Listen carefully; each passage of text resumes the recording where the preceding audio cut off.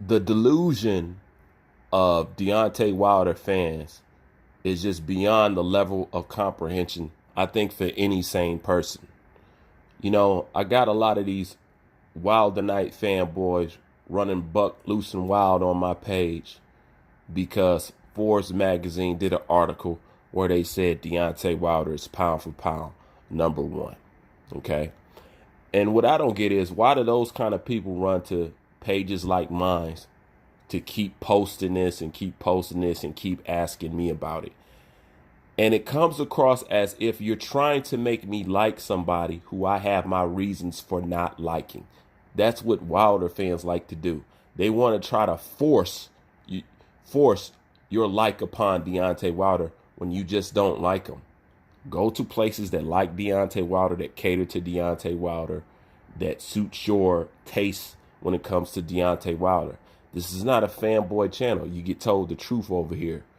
So more often than likely, you're going to be offended when it comes to Deontay Wilder. If you want me to like Deontay Wilder has to do something in boxing worthy of praise or worthy of me complimenting. And that will be a step in the right direction of getting me to like Deontay Wilder. Other than that, there's nothing that you can say about Deontay Wilder. There's no article that can be produced about Deontay Wilder that's going to make my change about the simple fact is when I go on Boxing Rec and I look at his resume, it is the sorriest, saddest case of story of any boxer, especially a heavyweight boxer that I've ever seen in my life.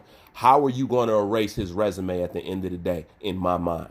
You're not going to be able to do it. But back to these people who want to run around talking about Deontay Wilder's pound for pound, number one, blah, blah, blah. Number one, it shows the casual fan in you.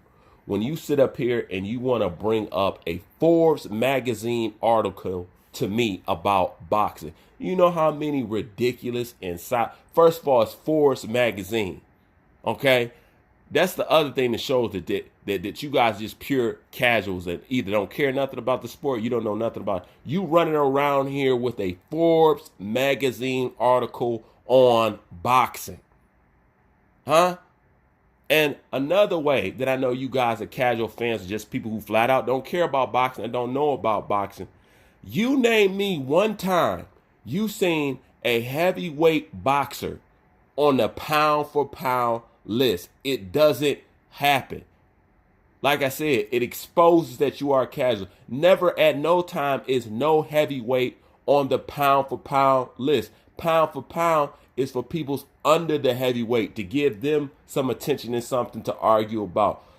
Heavyweights are never on the pound for pound list. Real boxing fans know that. But I know Deontay Wilder's y'all God and y'all go on whatever he say, right? Right? So let me use Deontay Wilder. What do y'all think about this?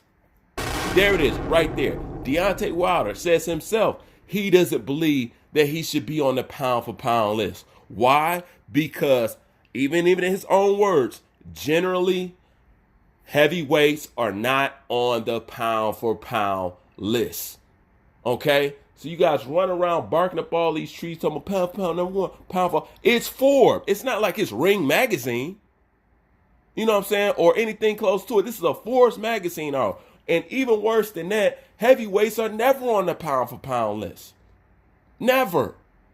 Never. I'm going to put it like this. If you start putting heavyweights on the pound for pound list, then guess what?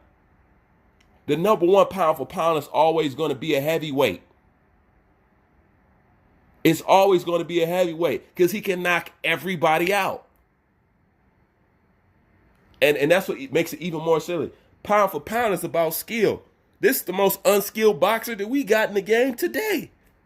Period. And probably will ever see. Period. So don't even get me started on that. But the bottom line is anybody that knows boxing knows that heavyweights are never on the pound for pound list. Okay? Anybody that knows boxing know damn well you look really silly parading around with a Forbes magazine article about boxing and trying to use that as the gospel or as some kind of testament or some kind of litmus test or something. You know what I'm saying? Like, you guys are actually,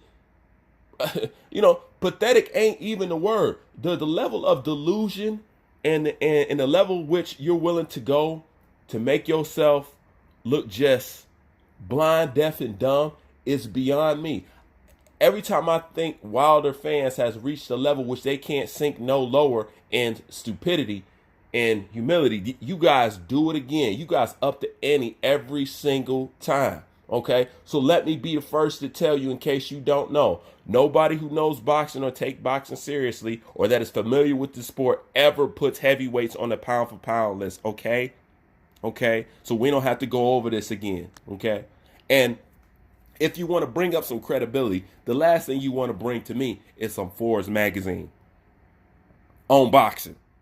Okay, because if the person who wrote the article knew what they was talking about, they would know that you don't put heavyweight fighters in the pound for pound list.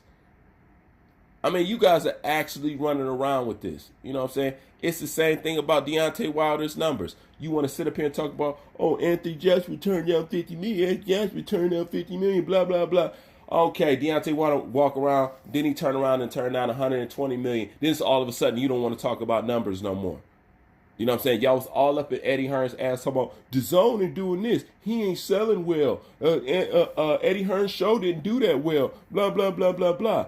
Then when it turned around, when the numbers come back for Luis Ortiz, Deontay Wilder, the numbers to that was equivalent to a high school pep rally. Now all of a sudden, y'all don't want to talk about numbers no more.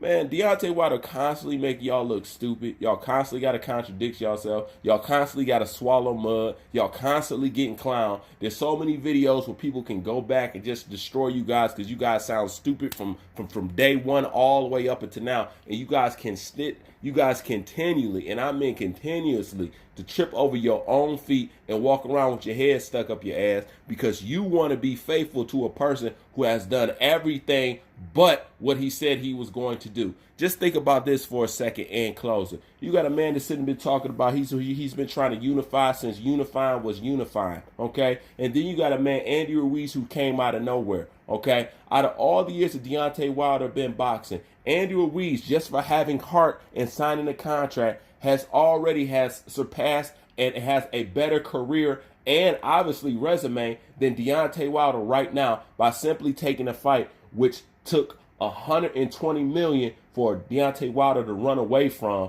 in order not to receive. Meaning, Andy Ruiz has already accomplished more than Deontay Wilder by simply taking on the fight. Just like Anthony Joshua has already accomplished more than Deontay Wilder. If this man was so much about unifying, why he hasn't just unified just once? Charles Martin was a walk in the park, let people take it. He was there for the picking. Why not? How come Deontay Wilder didn't fight him? You know what I'm saying? There's nothing you could say at the end of the day. If everybody who's had the spotlight longer, who has less opportunities, Deontay Wilder has now surpassed Deontay Wilder as far as accomplishment when it comes to boxing.